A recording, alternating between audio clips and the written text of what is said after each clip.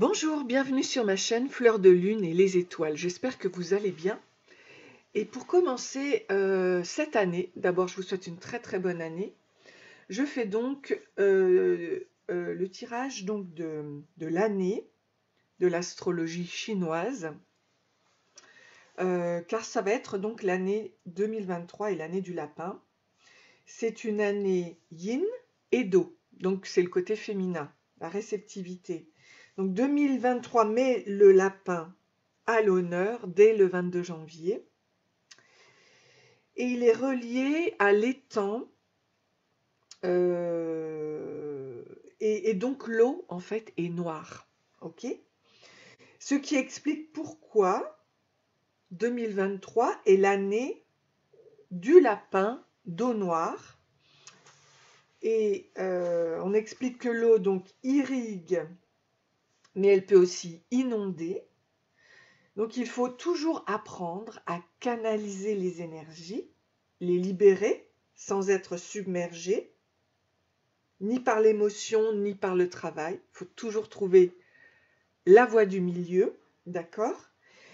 Et surtout, ce qu'il y a de formidable, c'est que en tant qu'alchimiste, il faut bien sûr pouvoir transformer ces énergies négatives en énergies positives. Donc on va voir donc pour chaque tirage ce qu'il en est. Et je vais juste vous dire moi comment je commence l'année en 2023. Par rapport à ça, je me fais un dessin, vous voyez, dans le donner et recevoir. Comme j'ai une âme tout à fait d'aventure. J'ai un esprit d'aventure très grand depuis toujours, depuis l'enfance. J'ai été hôtesse de l'air sur les très longs courriers. Donc du coup, quel que soit l'âge, quel que soit quoi que ce soit, hein, il ne faut pas s'arrêter à des croyances limitantes. Donc je me donne cette année 2023 la possibilité d'avoir cet esprit d'aventure. Et je me crée donc un dessin, puisque je suis art-thérapeute, qui me donne l'envie de donner et de recevoir. Voilà. Et alors, ce que j'ai fait aussi, ce que je vous invite à faire, puisque nous travaillons le yin et le yang, eh bien donc, donner du côté de la lune, le côté gauche,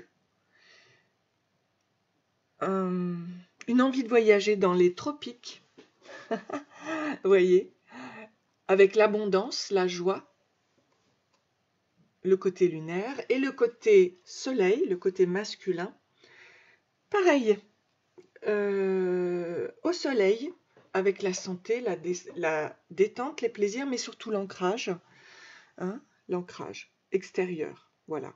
Le côté yang, le côté masculin représente l'extérieur, le côté féminin, le côté yin représente l'intériorité, la réceptivité. Je vous invite donc à être votre propre maître.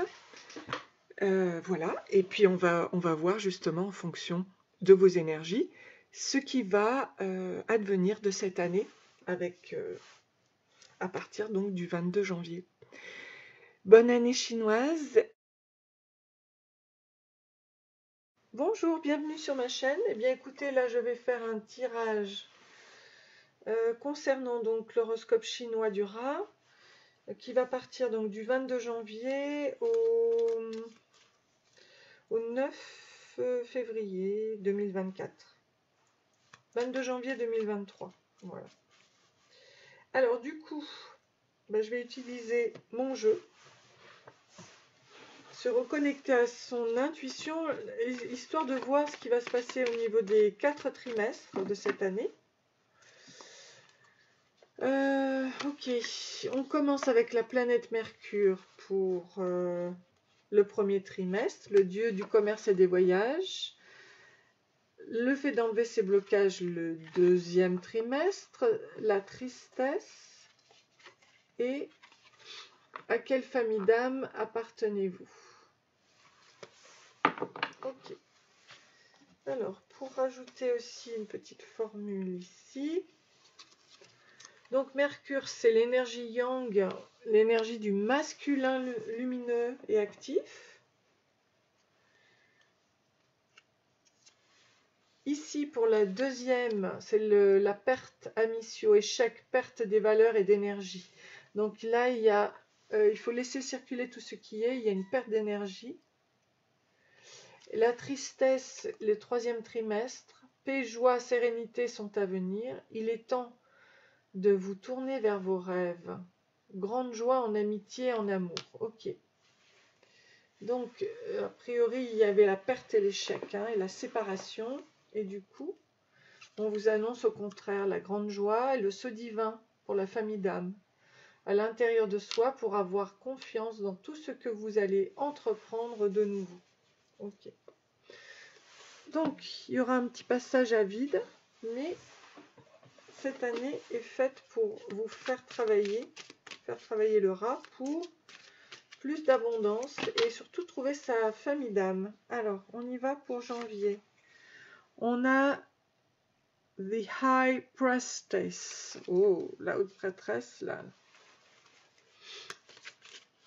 Bon, là, c'est au niveau spirituel, c'est une personne qui est ancrée, qui a beaucoup d'amour. En février, on nous parle du chevalier d'épée, donc qui redémarre quelque chose, qui va dans la vitesse et qui au niveau de l'esprit retrouve son plein potentiel, qui est motivé dans les nouveaux projets.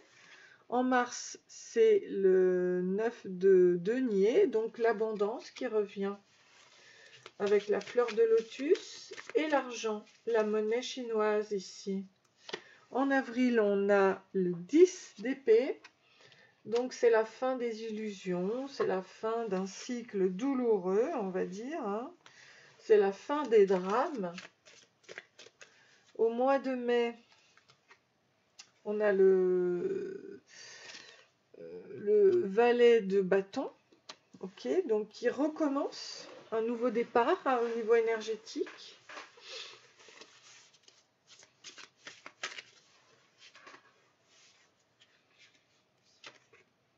On a The Empress, ok, c'est très très beau en juin, ok, donc l'impératrice, très belle impératrice, ancrée, aimante, intelligente.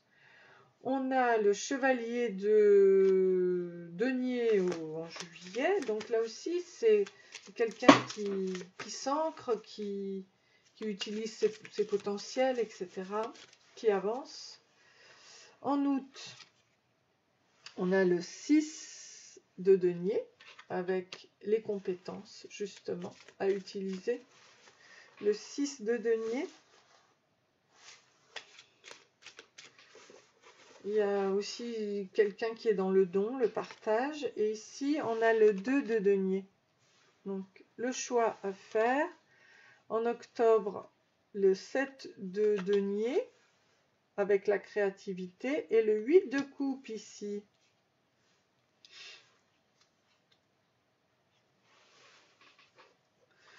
Donc, déjà, le 7 de denier, on est dans le travail, le fait d'être dans la productivité. Et le 8 de coupe, eh bien, c'est un voyage aussi, c'est quelqu'un de clairvoyant, qui peut être aussi dans l'introspection. Et décembre, nous sommes dans le 9 de bâton.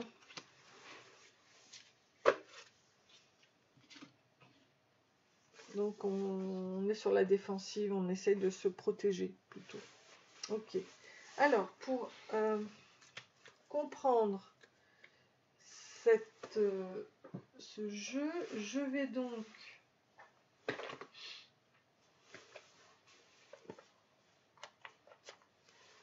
demander ici, aie foi en toi, tu es créateur, créatrice, tu es puissant et tu es un être de lumière venu réaliser sa mission divine sur Terre. C'est le moment de positionner en tant que leader, ressens une solide confiance en toi. Oui, avec le cavalier d'épée, pas de souci, c'est exactement ça. Alors, par rapport à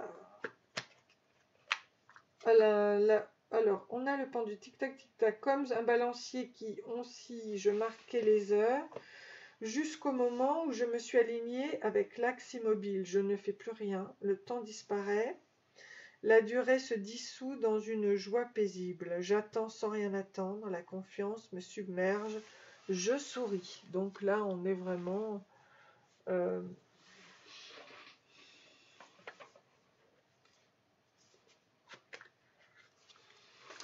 dans l'attente d'une réalisation. Et pour le 9 de bâton, on devient le roi de denier, faire les bons comptes, gérer justement son budget, économiser ou dépenser son énergie avec équité.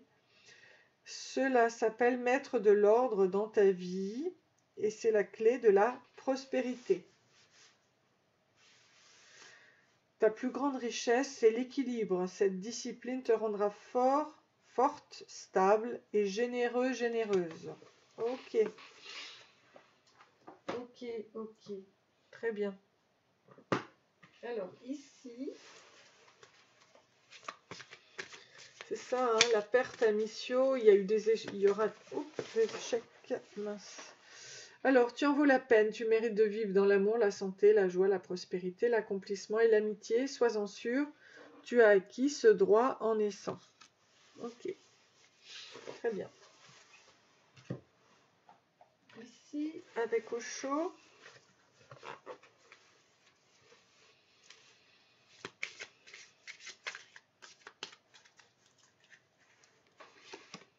Le créateur, donc vous êtes votre propre créateur dans la vie. Retrouvez avec le 10 d'eau de l'harmonie, la joie de vivre par rapport à cette tristesse, l'harmonie en tout cas, la participation avec les 4 directions de la roue et la fleur de lotus qui correspond à l'épanouissement. Donc la participation, le 4 de feu, et on a l'existence, le fait d'exister dans l'univers et de trouver sa place.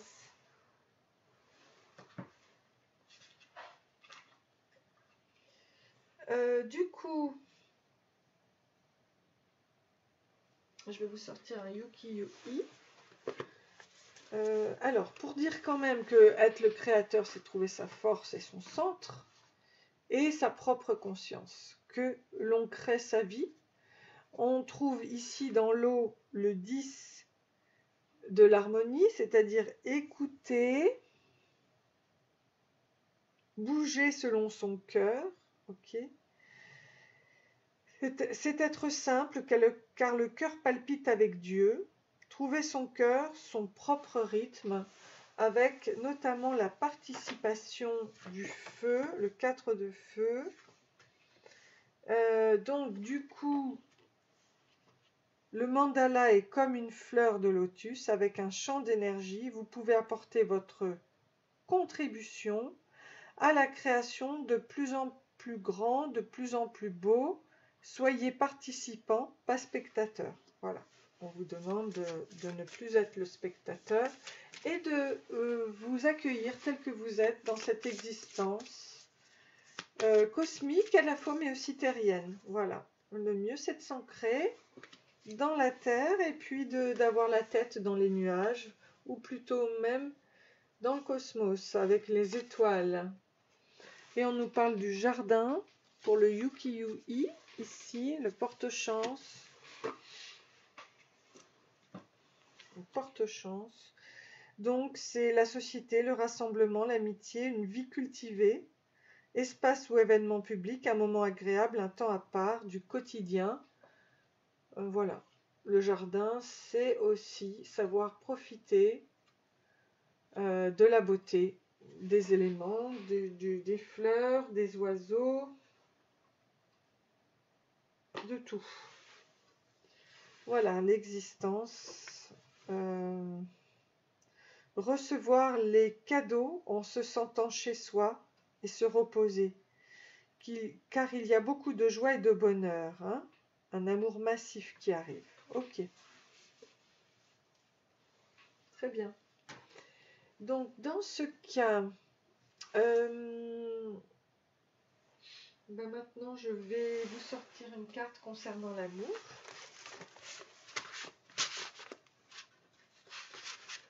Concernant l'amour avec mes cartes à moi, hein, voilà. Donc cette année, il y aura un amour pur pour vous. L'amour qui ne veut à aucun prix, en aucun cas, ni du mensonge ni de l'erreur. Un amour enrichissant. Un amour enrichissement vital, amour exaltation, amour pur. Accès à l'autre et donc à soi. Ok. Vous êtes beaucoup dans le vert, vous, hein, il y a plein de vert. Alors, qu'est-ce qu'on peut dire par rapport à cet amour, qui est un amour pur?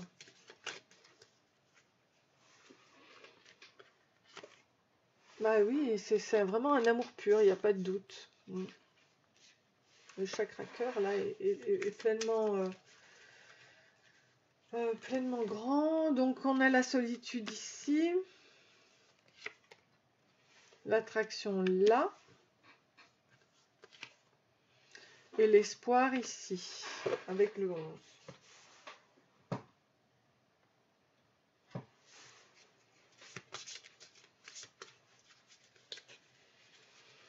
Ici, on a finance et carrière, donc ça joue sur votre couple.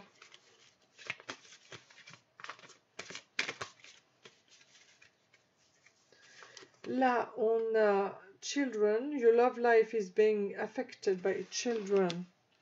Donc là, votre vie est peut-être, votre amour est peut-être affecté par les enfants. Comment peut-on être affecté par eux? Je les aime tellement, les enfants. Very soon. Donc décide clairement ce que tu veux, parce que là tu attires quelqu'un. Ok. Notamment par rapport à la bouteille dans le... Ici on nous parle, dans le message dans la bouteille, on nous parle du flirt.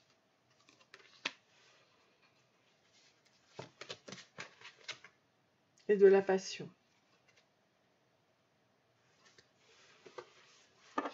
Ok. Et avec mon jeu,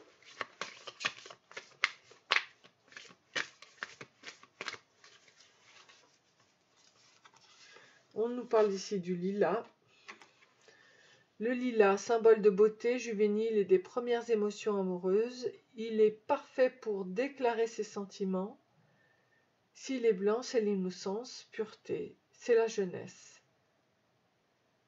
S'il est mauve, c'est l'amour naissant, la première émotion d'amour. Il suffit d'un sourire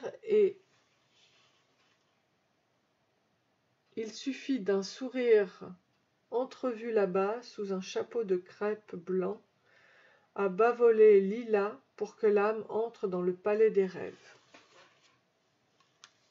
Okay.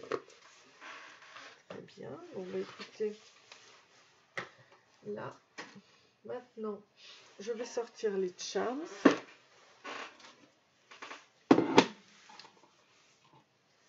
Que je vais mettre dans cette boîte.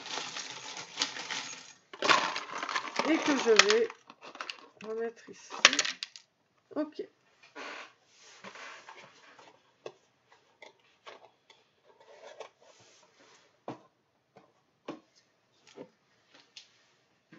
Alors, ici, nous avons le Tipeee en février. Ça peut parler des ancêtres. Là, tout est collé, mais on a l'étoile qui est collée au dossier, qui est collée au chakra cœur et qui est collée à l'élévation spirituelle. Ici, on a un cadenas et deux choses à nettoyer. En avril, on a le chakra racine, ici. Mais il n'y a rien. Juillet, c'est les fleurs et le perroquet. Donc la communication revient. revient. En septembre, non, c'est en août, on a le numéro 7, donc chiffre divin 7 avec une étoile. En septembre, on a le numéro 13, le fait d'être peut-être dans la mort de quelque chose. Et voilà. Voilà pour votre tirage. Donc j'espère que cela vous a plu. Je vous souhaite de très belles années, de très belles énergies. Je vous fais de gros bisous et je vous dis à très bientôt. N'hésitez pas à liker et à vous abonner. Bisous, bisous, bisous.